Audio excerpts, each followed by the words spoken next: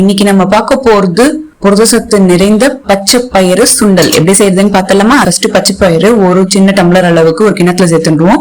கிட்டத்தட்ட 100 ml பிடிக்கிற tumbler அளவுல சொல்லியிருக்கேன். இதுக்கு 500 ml தண்ணி விட்டு 8 மணி நேரம் ஊற வச்சுப்போம். 8 மணி நேரம் ஆயிட்டு இருக்கு, நல்லா ஊறிட்டு இருக்கு. இதை 2 தடவை நல்லா வாஷ் பண்ணதுக்கு அப்புறம் குக்கர்ல சேர்த்துடுவோம். 300 ml தண்ணி விட்டுப்போம்.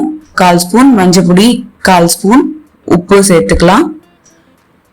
குக்கரை மூடி அடுப்புல ஏத்தி 5 நிமிஷம் மீடியம் ஃப்ளேம்ல வேக வச்சு எடுத்துக்கலாம். விசில்னா ஒரு விசில் மீடியம் ஃப்ளேம்ல இருக்கட்டும். 5 நிமிஷம் ஆயிட்டு இருக்கு. அடுப்பு ஆஃப் பண்ணிடலாம். இது ஆறட்டும். ஆறுனதுக்கு அப்புறம் ஓபன் பண்ணி பார்ப்போம். பெர்ஃபெக்டா வெந்திருக்கு. இந்த தண்ணியெல்லாம் வடிச்சுருவோம்.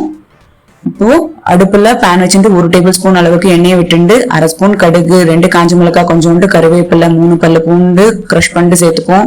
2 பச்சை மிளகாய் பொடிசா நறுக்கிந்து சேர்த்துட்டு 1 வெங்காயம் பொடிசா நறுக்கிந்து சேர்த்துருவோம். வதக்கின்றலாம். வெங்காயம் கொஞ்சம் வதங்கினதுக்கு அப்புறம் வேக வச்ச பச்சை பயிரை சேர்த்துருவோம்.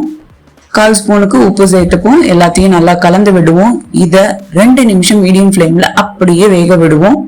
அந்த காரம்லாம் சுண்டலுக்கு ஏறணும். அதுக்குதான் 2 நிமிஷம் ஆயிட்டு இருக்கு. இதுக்கு கொத்தமல்லி தழைகளை தூவின்றுவோம். அடுப்பு ஆஃப் பண்ணிடலாம். எல்லாத்தையும் நல்லா கலந்து விட்டுருவோம். சிம்பிளா செய்யக்கூடிய சுண்டல் தான் இது. டேஸ்ட் டாப் கிளாஸா இருக்கும். உடம்புக்கும் ரொம்ப நல்லது.